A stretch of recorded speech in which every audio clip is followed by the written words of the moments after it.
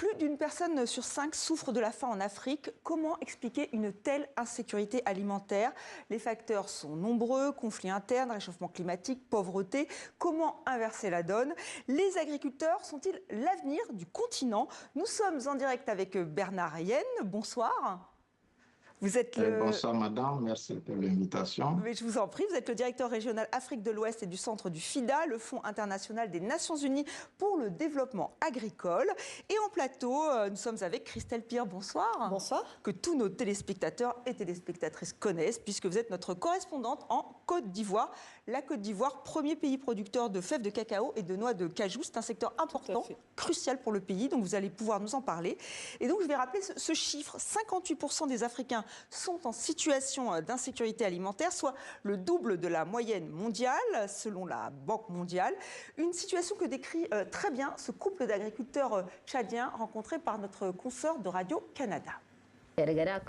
Avant, il pleuvait plus régulièrement. On pouvait semer et avoir de bonnes récoltes.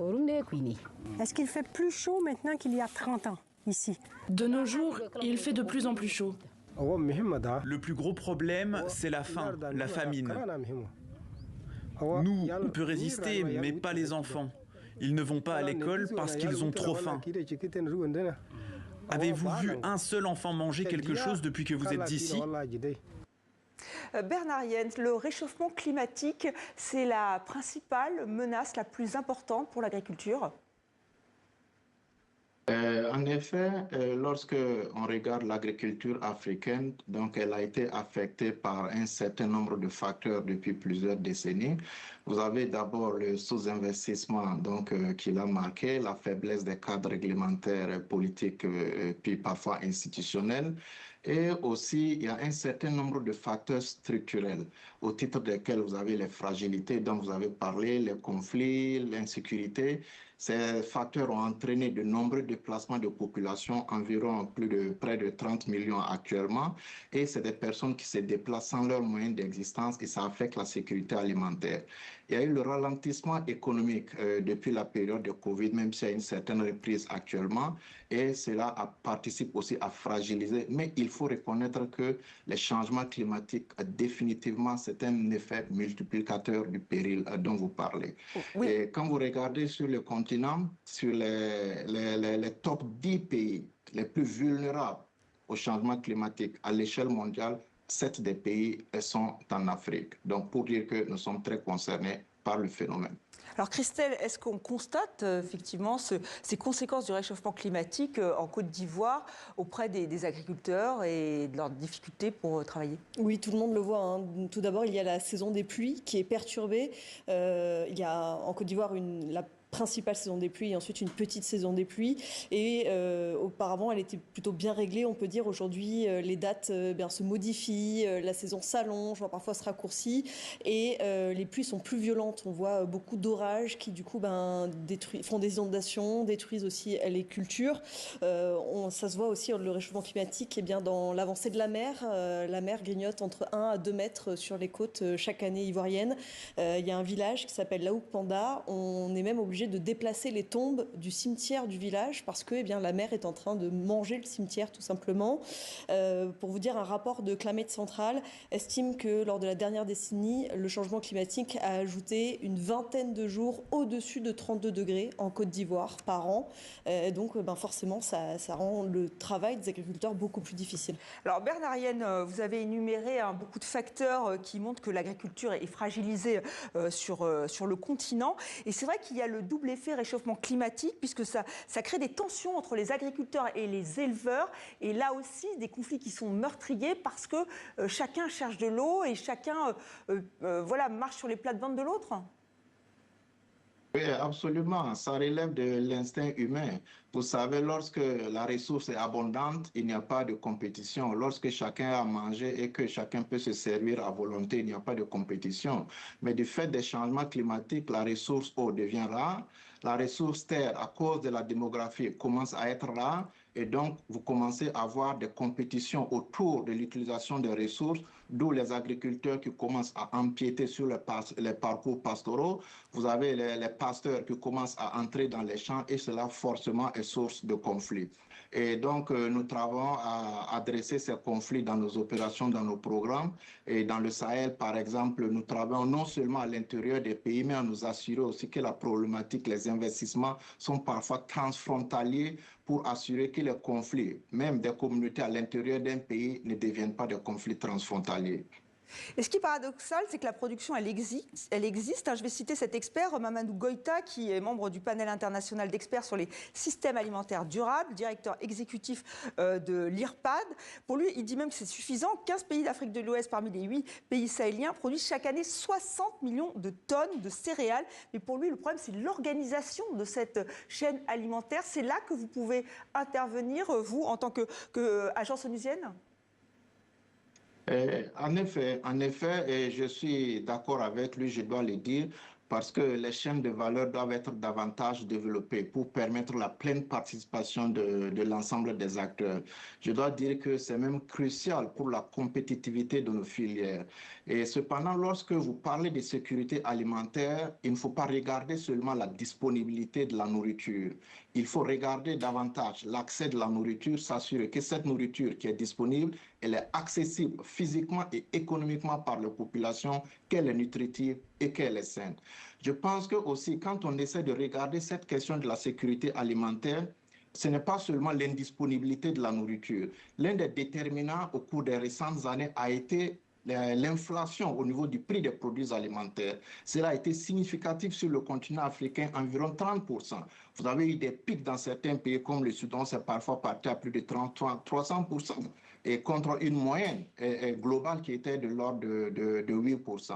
Donc, l'inflation sur les prix des produits agricoles a aussi affecté l'insécurité alimentaire, et pour ce faire, certains pays ont pu envisager des mesures budgétaires ciblées qui ont aidé à créer des boucliers pour les populations les plus vulnérables. Cela a été des mécanismes de protection sociale, ça a été des projets spécifiques, des abattements de taxes qui ont permis aux couches les plus vulnérables de pouvoir accéder à la nourriture et améliorer leur sécurité alimentaire. Et Monsieur Yen, est-ce que les prises de position sont aussi importantes au sein de l'Union africaine? Il y a eu cette déclaration de Malabo en 2014, volonté de consacrer 10% du PIB affecté à l'agriculture. On en est où? Est-ce que les pays font le nécessaire pour que les agriculteurs africains puissent travailler? Pour corriger, il ne s'agissait pas de consacrer 10% du PIB, mais plutôt 10% du budget annuel, d'allouer 10% du budget annuel donc, au secteur agricole. Et comme vous le savez, il y a eu pratiquement 3 décades. Il y a une première décade de Maputo à partir de 2004. Ensuite, le point a été fait à partir de 2014, donnant lieu à Malabo. Et l'année dernière, nous étions à Kampala pour commencer la 3e décade du programme détaillé de développement de l'agriculture africaine qui va aller jusqu'à 2035. Maintenant, où on en est? Il faut dire que le profil est contrasté, les résultats sont contrastés. Et lorsqu'on regarde la 2e décade, donc la déclaration de Malabo, à la première revue biannuelle, il y avait 10 pays qui étaient donc en situation normale de pouvoir réaliser la cible. Et la 2e revue biennale, c'est tombé à 4, ensuite à 3. Donc, la situation varie d'une année à une autre. Mais au finish, quand on regarde sur la décade, il y a 6 pays qui ont pu réaliser les objectifs. Vous avez l'Éthiopie qui est en tête avec 14%. Vous avez le Mali et le Malawi qui sont autour de 13%. Vous avez le Niger, le Bénin qui sont autour de 10%. Et vous avez le Burkina qui est pratiquement à 10%, qui est encore à 9,8%, selon les données récentes de l'Union africaine. D'accord, donc ça avance pour ces 6 pays. La Côte d'Ivoire, c'est vrai que c'est paradoxal, puisque premier producteur de fèves de cacao ou de noix de cajou, mais finalement, ce n'est pas pour les populations. Non, il faut dire... Prenons l'exemple du cacao, c'est une plante qui ne vient pas de la Côte d'Ivoire, c'est une plante qui a été importée et dont la production a été encouragée par les colons à l'époque où la Côte d'Ivoire était une colonie française, et c'est ce qu'on appelle une culture de rente, c'est-à-dire que c'est un produit qui est vendu à l'international et qui rapporte beaucoup d'argent à la Côte d'Ivoire. Mais la Côte d'Ivoire est tributaire des prix mondiaux, des cours mondiaux, donc elle ne fixe pas elle-même le prix du cacao.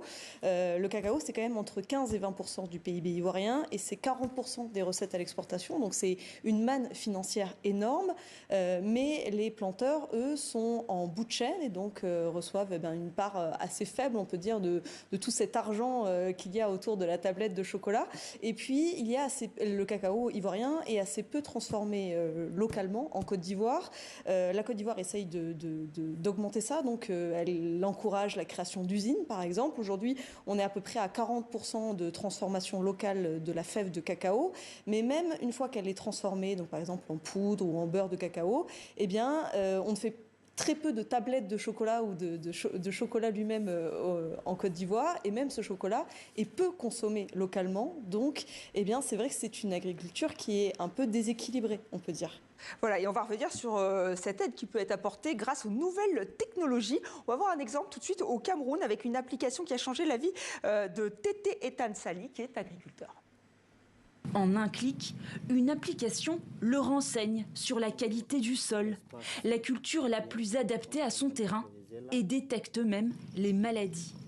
L'agriculteur sait exactement quand et comment semer. Avant, on cultivait de l'autre côté les oignons. Et le fait que nous avons étudié avec cette application d'Endemri nous a démontré que nous pouvons aussi appliquer ici. Et il y aura plus de rendement par rapport à là-bas. Bernard Yen, qu'est-ce que vous pensez de ces nouvelles technologies? Est-ce que c'est ça l'avenir des agriculteurs en Afrique? Et comment vous pouvez les accompagner? Absolument. D'abord, ça va permettre d'attirer les jeunes vers l'agriculture. Les jeunes voient que c'est déjà un business, ça va permettre de les attirer. Et ce sera aussi le moyen pour l'Afrique de faire le saut de grenouille. Parce que quand vous voyez, il nous faut valoriser les travaux de recherche, mais il nous faut aussi tirer parti de tout ce qu'il y a comme innovation à mettre dans le secteur. Et quand on parle d'innovation, c'est non seulement cette technologie, la digitalisation, c'est aussi la mécanisation. Prenez seulement la mécanisation. Vous avez à peu près 9 tracteurs pour 1000 hectares en Afrique. Quand vous regardez en Asie, vous avez 50 tracteurs pour 1000 hectares. Vous regardez en Europe, il y a 100 tracteurs pour 1000 hectares. Donc, il y a un saut de grenier à faire et la technologie va nous permettre de pouvoir combler ce gap technologique et faire le saut de grenier. Oui, c'est ce que disait Christelle Pire, il faut moderniser et aussi accompagner toute la transformation. Et ça, il faut des fonds. Comment vous travaillez au sein du FIDA ? Oui, il faut des fonds et nous accompagnons les États avec une assistance technique, une assistance financière. Et nous nous alignons sur leurs priorités nationales à préparer des projets d'investissement qui vont pouvoir mettre en œuvre pour rendre leurs milieux ruraux prospères, adresser la sécurité alimentaire, la nutrition et aussi être plus résilients. Et donc, c'est ce que le FIDA fait. Et donc, nous consacrons jusque-là 60% de nos ressources régulières à l'Afrique. Et donc, c'est dire que le FIDA est vraiment aligné pour accompagner l'Afrique dans sa trajectoire. Christelle, sur la modernisation, sur l'utilisation des nouvelles technologies, ça bouge en Côte d'Ivoire? Oui, ça se développe. Comme vous l'avez vu dans le reportage, on utilise des drones, on utilise l'IA, la digitalisation pour améliorer le rendement, pour pouvoir regarder où sont les parcelles, à quel moment il faut planter, comment il faut faire grandir les plantations pour que ça marche mieux. Mais c'est vrai que la problématique principale, c'est plus que la mécanisation. Aujourd'hui, en Côte d'Ivoire, on est à 30% de mécanisation. Ça veut dire que 70% de l'agriculture se fait à la main, un peu à la méthode ancienne, on peut dire. Et donc, du coup, c'est un métier difficile, physique, fatigant, auquel les jeunes générations n'ont pas toujours envie de s'y frotter après avoir vu leurs aînés se fatiguer à la tâche. Mais c'est vrai que tous ces développements technologiques pourraient permettre de rendre le métier d'agriculteur plus intéressant, et ça aussi intéresse aussi tous les jeunes diplômés en agronomie et en ingénierie aussi également. Oui, Bernard Yen, vous nous l'avez dit, c'est aussi l'enjeu, c'est attirer ces jeunes générations pour qu'il y ait des agriculteurs, des agricultrices demain sur le continent. Pour vous, c'est l'avenir ? Absolument, absolument, c'est l'avenir. Vous vous rendez compte que l'Afrique, c'est le continent le plus jeune au monde. Et 65% de notre population a moins de 25 ans. Donc, c'est très primordial. Et quand vous regardez les pays et les moyens d'occupation des populations, l'agriculture pratiquement occupe 60 à 80% de nos populations. Donc, c'est très important. Et cette jeunesse, il faut pouvoir lui expliquer, lui faire comprendre que l'agriculture, c'est un business il y a des moyens de subsistance, il y a la possibilité de vivre à partir de l'agriculture.